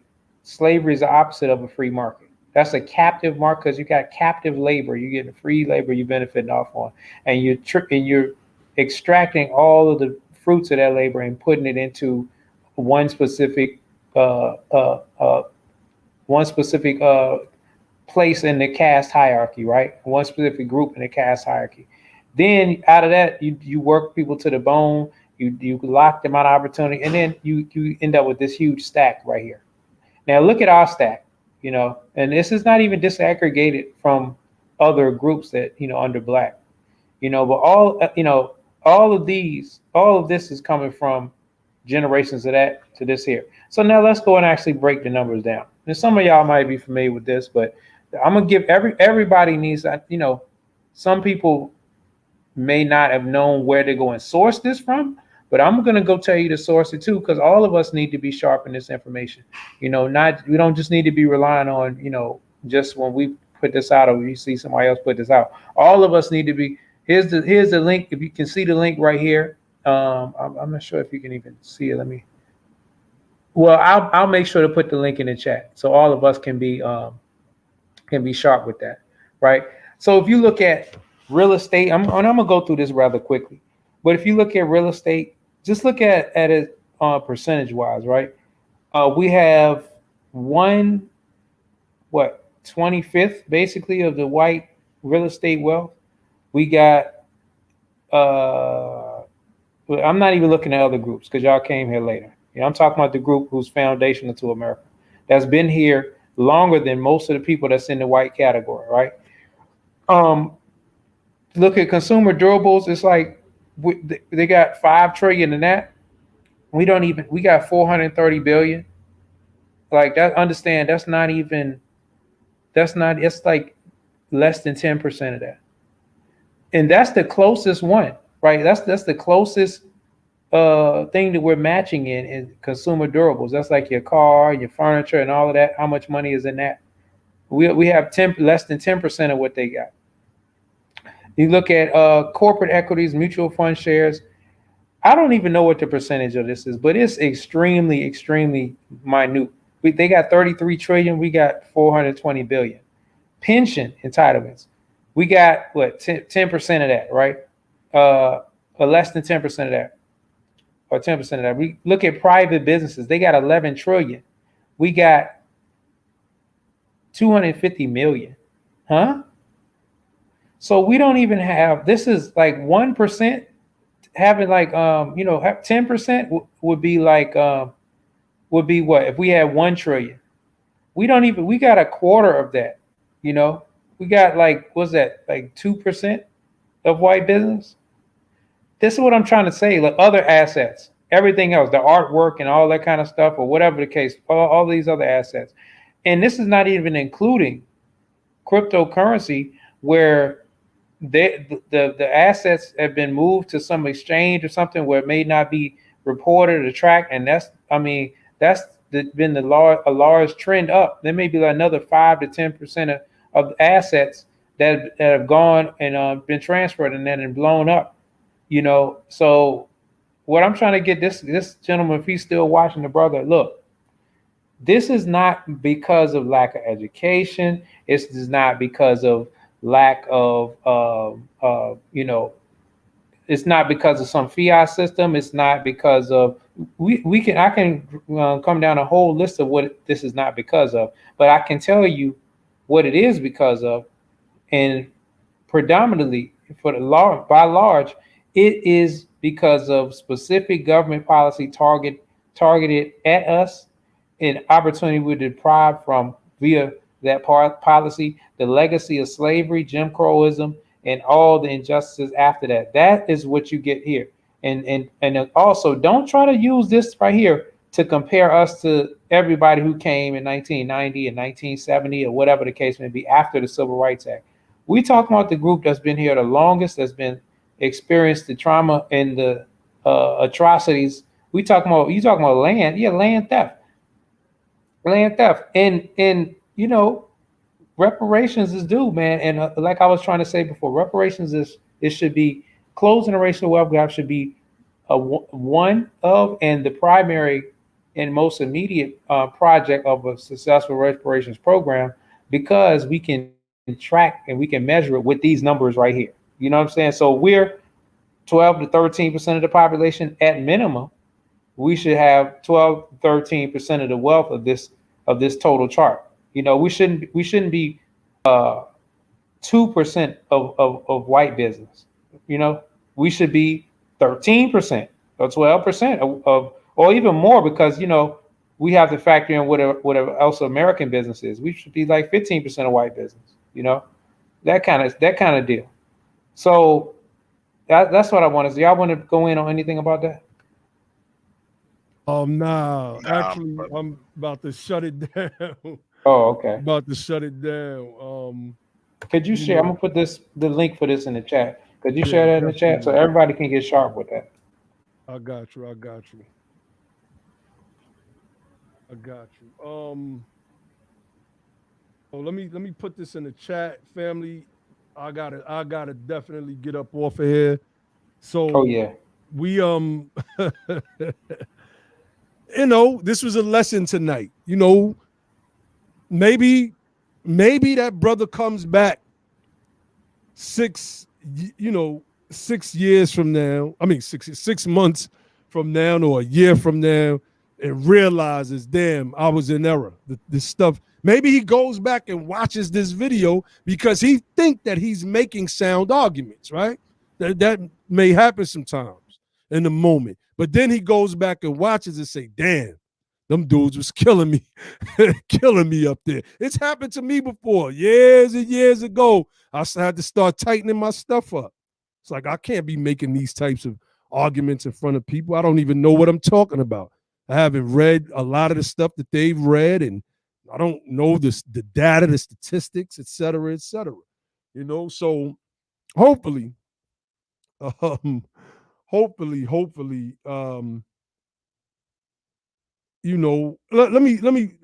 pull this up. Muffin Nellen. Muffin Nellen is our resident bootstrapper. All right, that's what we gonna call you, bro. Our resident bootstrapper. He says, I think it's becoming clearer as time passes that Democrats really aren't about reparations, and the majority of our people aren't considering voting out Democrats. It's a hard position to begin in. Let me say something before we get off of here. This is the one thing I learned about people that have money already. They look solely from their perch.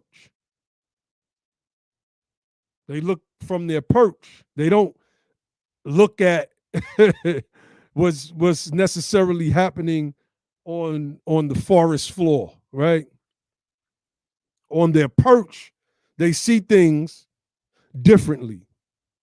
They see the other birds and animals that are able to make it up the tree and relax undisturbed on the perch. And for them, the perch becomes life. The perch becomes everything. Because that's all they see now. Even if they had to crawl from the forest floor, they forget that they had to come from off the forest floor, climb up on the tree, and situate themselves up on that particular perch. They forget that. And all they know from that point forward is that the perch is life. The perch is life, right? White America is like the birds, if you will. They don't dwell on the forest floor. They may swoop down from time to time and pluck some resources that they need in the form of food and things that they can't catch out of the air flying, right? But they build their nests in their nests. I said nests, jeez. The whole hood came out. They build their nests in the trees, right? They don't build their nests on the forest floor. They build them in the trees. They're animals that live high, basically. And this is what white supremacy is, and this is what white supremacy has been in this country basically since its inception. Now, there are animals that can crawl from the forest floor, make it up a tree, and live on the perch. There are a lot of animals that can do that. The problem is, as I stated earlier, they get to the point where they forget that the forest floor is where they came from. That they are not like the birds of white supremacy. who pass along the wings of wealth, if you will, who may stumble onto the forest floor just as they attempt to fly. You know, they may get, one of the two of them may get eaten up as little chicks, right? But I'm just saying, when I see a lot of people make a lot of bootstrapper arguments, that's the way I equate it.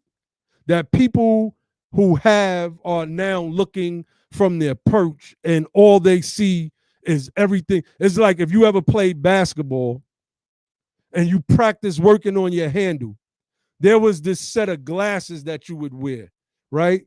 And it had a block right here so that you couldn't look down as you dribbled the basketball, so that you would learn how to create the hand-to-hand coordination needed so that you could learn how to dribble properly, because you can't dribble properly looking down at the ball bouncing in and out of your hand and trying to keep your eye on the defender at the same time. It's like the people that live on the perch have those glasses on. All they can do is see straight or through that tunnel vision.